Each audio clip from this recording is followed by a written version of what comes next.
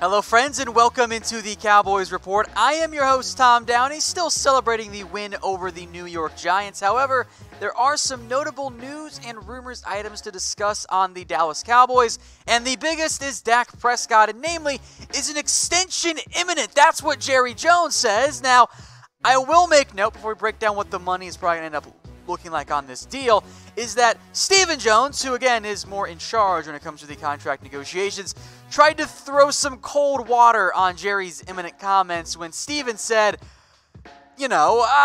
basically said along the lines of, yeah, Jerry has different definitions for different words. Which I find hilarious that Jerry's like, the deal's going to happen, and Stephen's like, let's hold on a little bit there. Although Stephen did say as well today that he thinks the deal gets done sooner than later, but it's not quite a done deal yet. Of course, Dak has helped himself out with his production after just 1 week of the NFL season. 25 of 32 for 405 and 4 touchdowns. We will break down a bit more in depth to what Kellen Moore did to help out and some of the advanced statistics that help beyond just the initial box score to indicate how great Dak actually was in this game. But as it comes to Dak Prescott and his contract, it's going to be expensive. Just accept the fact that Dak Prescott is going to get paid a massive amount of money. Anything less than 33.5, which is what Jared Goff got, that is now a team-friendly deal. Carson Wentz gets 32, Jared Goff gets 33.5. The price tag continues to go up. Someone asked me on Twitter if I now think Dak should get $35 million after the Week 1 performance. I don't, because I don't want to pay him more than Russell Wilson. That's not really what I want to do. But here's the thing, though. We're already at 33.5. Does 1.5 really make that much of a difference in the end? Is that really going to be why a deal doesn't get done? I don't think so. Maybe it's more like 34. What I do think you'll see happen, though, is the guaranteed money potentially being a record-setting number for the NFL. Again, Carson Wentz got 108. Jared Goff got 110. I would anticipate you seeing the Dallas Cowboys giving a very large amount of guaranteed money to Dak Prescott as well. One thing that could kind of pull it down a little bit is that maybe the signing bonus is a NFL amount in terms of breaking it. However, I will make note for Dak, the reason Goff and Wentz were a little bit higher is because they could guarantee the next 2 years of their deal, their current year, and that expensive fifth-year team option, which Dak does not have. So that could kind of pull down the guaranteed money either way.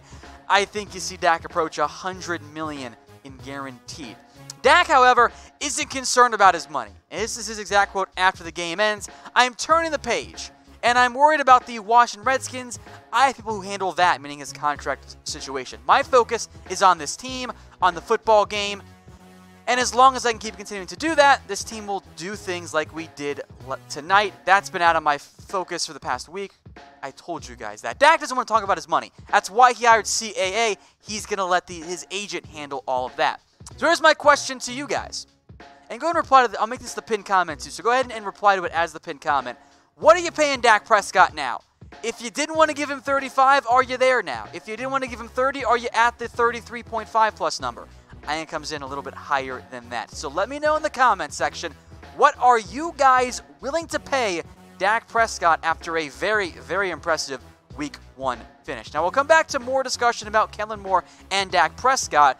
But speaking of getting paid, if you followed my advice, you bet on the Cowboys to beat the Giants. Easy money right there. You can still get in on the betting action at chatsports.com/bet. Use promo code Cowboys120 for a 120% deposit bonus. What that means is you put down $50, they're going to give you 50 or another 60 for free. Put down 100, they're going to give you 120. All that extra money, several of you told me you bet all of your bonus money on the Cowboys to win. Congratulations. Now you got more money out there. Get in on the action, everybody, at chatsports.com/bet and use for that promo code Cowboys120. Let's talk trade then, because I don't know how much longer Taco Charlton is going to be on this Cowboys team. Once again, Taco was a healthy scratch in Week 1. Yeah, he had the ankle injury that happened earlier in the preseason. He practiced all week. It was not a health thing for Taco not being out there. It's that Dallas didn't think he was good enough relative to the rest of the defensive linemen to actually be active. That does not bode well for Taco's future. Robert Quinn set to return after Week 2. A roster move must be made. And Taco Charlton, as many of you have asked me and mentioned in the comments section, he makes sense as a trade candidate. He was a former first-round pick. Now, of course, you're not going to get back the value you spent on him. There's just no way. He's got this year and next year left on his deal. But can he get a 6th-round pick? I think that's doable for Taco Charlton. But now we're at a situation where Taco has missed more games, some because of health, than he has sacks. He's got 4 sacks as we enter year 3, and he can't get out there on the field. That's a big red flag for me, and I know it is for everyone watching. Now, Taco said everything's going to be okay, and he's made comments before about he knows and his agent knows his value, and it all just kind of feels like Taco doesn't have that much time left for the Dallas Cowboys. Right now, the Cowboys have several defensive ends because Crawford kind of plays both there. Kerry Hyder can as well. Dorrance Armstrong is out there. Joe Jackson. It came down to the Cowboys went with Armstrong, Hyder, and Jackson over Taco Charlton. In fact, here are the defensive end snap counts for Week 1 per Pro Football Focus. And I'll make note, I went with defensive end reps only. You'll see why that comes into play for Kerry Hyder and Tyron Crawford here in a little bit. But Dorrance Armstrong played 30. Joe Jackson played 26. DeMarcus Lawrence didn't play a ton because, well, he's coming off the shoulder surgery, and it was kind of a blowout late. No reason to throw him back out there. Taco's the odd man out right now. He is the 6th healthy defensive lineman. Once Robert Quinn comes back, you got to free up a roster space. So barring an injury, it's reasonable to assume that Taco Charlton is the odd man out here. So with that in mind, what should Dallas do with Taco? Type K for keep him, T for trade him, or C just to cut him.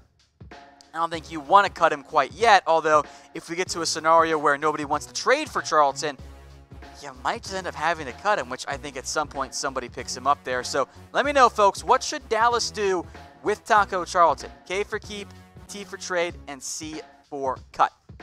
The other notable healthy inactive is what I'll call it there. That was Trysten Hill. He was inactive against the Giants despite being healthy. Now, he did not have a great preseason, wasn't really on the field for the main rotations there. This is not the start you want. Like, if I had told you after the draft, hey, Trysten Hill's not going to play at all in Week 1, he's going to be a healthy scratch, y'all would have called me a delusional hater. That's what you would have said. Instead, here we are. Trysten Hill, not out there Week 1 for the Dallas Cowboys. Now, it is way too early to declare Trysten Hill a bust at this point. That's unfair. It's an unrealistic decision. It's an unfair decision at this point. However, it's not good.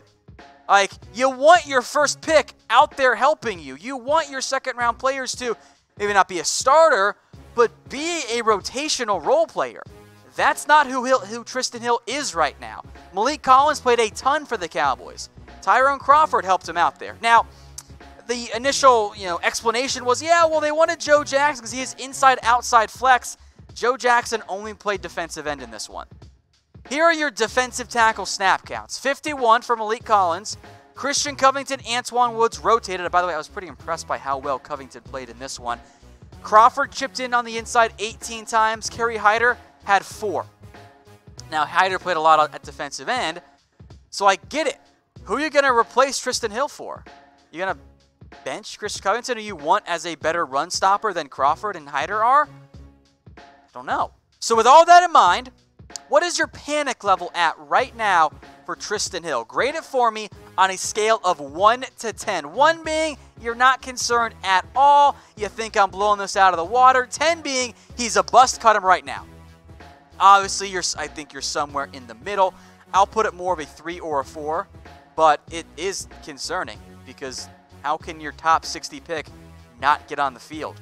That's not good if you are the Dallas Cowboys. You know what is good, though? Getting rid of commercials. Go download the MyTV Choice app at chatsports.com/MyTV. Get that app today. And instead of boring commercials on your screen during football games like Monday Night Football for tonight, both of those games, really. Instead, get Chat Sports videos sent right to your TV. Go get the app today, chatsports.com/MyTV.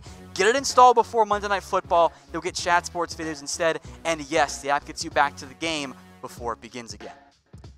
Moving on now to some more Kellen Moore discussion, namely what I find very important here, and it's what we expected for quite some time, especially if you're a longtime watcher of the show. was that the playbook itself wasn't going to drastically change. That's what Dak Prescott said. He thought the Cowboys didn't have a bunch of plays in there that hadn't already been in the playbook for a while. These are all plays that existed, but the presentation was different. And you saw that with all of the motion and all of the massive amounts of play action. The play action, by the way, was the big thing for me. This is where the Cowboys sat in Week 1. They were second behind only the Ravens and Lamar Jackson. They ran play action on their pass plays almost 47% of the time. The Rams led the NFL last year in 36%. At 36%. The Cowboys last year, 25%. This is what I mean when I say I want all of the play action. I'd love that out of Kellen Moore. Now, some more advanced, and we'll spend some time on this because I know it's kind of complicated stuff. These advanced metrics. So first up is time to throw. Pretty simple. How long it takes Dak Prescott to get the ball out of his hands. 2.53 seconds. That was the 7th shortest amount of time in Week 1 of the NFL season. The average depth of target, also called intended air. By the way, all these stats are from NFL's Next Gen Stats. You can go find it out there. It's all free and available to the public there. But average depth of target / intended air yards, basically how far downfield is the pass. Dak, 8.7 yards. That was tied for 8th highest. This next one a little bit more complicated. X-comp, a.k.a. completion percentage above expectation. Basically, what's the probability that a player completes this particular pass based on down and distance and all of that? Dak's was 9% higher. He completed 78.1% of his passes. 9% higher than what it was projected and supposed to be. And then finally, and this was a big issue for me last year, air yards to the sticks. Basically, if it's 1st and 10, you want 10 yards. What's the difference there in terms of how far is that pass being targeted downfield? Dak was 0.4 yards higher. Basically, on average, his pass was beyond the 1st down marker. These, by the way, are notable increases. I know the sample size is small, but 2019 versus 2018. Dak Prescott, 2.53, down from 2.82. His average depth of target, a full yard higher, 8.7 versus 7.6. His expected completion percentage goes up from 1.5 higher because the accuracy is a myth, as I remind everybody as often as I can, up to a full 9% higher this week. And then again, the average air yards to the sticks, which for me is a scheme-dependent stat because Linehan, as we know, loved the 3rd and 9 7-yard hitch route. No more of that negative 1.5. Instead, it's a positive there. By the way, Dak's 0.4, I didn't mention this, was 6th highest, and his X-comp of 9% was 4th highest. All the advanced metrics saying what we already knew. Dak Prescott had a fantastic Week 1 game, and that's a big credit there. Now, if you like the kind of breakdown there of Kellen Moore, stay tuned. Once the All-22 comes out, we will have a little Kellen Moore film study for you guys on the channel, so make sure you are subscribed. Link there is below. We're going to have any breaking news that happens. Of course, we'll have highlights for you guys, as we already had up there. News, rumors, mailbags, everything you guys want on the Dallas Cowboys. But again, stay tuned for that later on in the week. Once the All-22 actually comes out, we'll do a Kellen Moore film study for you guys. Break down some of the plays I like the most from Kellen Moore in Week 1. All right, one last news and rumor item. This one, I guess, kind of borders on both here. Jerry Jones just says the Cowboys didn't want Antonio Brown. Now, Brown, of course, as I'm sure you guys know, has already joined the Patriots after the Oakland Raiders cut him. And the Cowboys receiving corps looked fantastic in Week 1. Many of you on my Twitter asked me, what about signing Antonio Brown?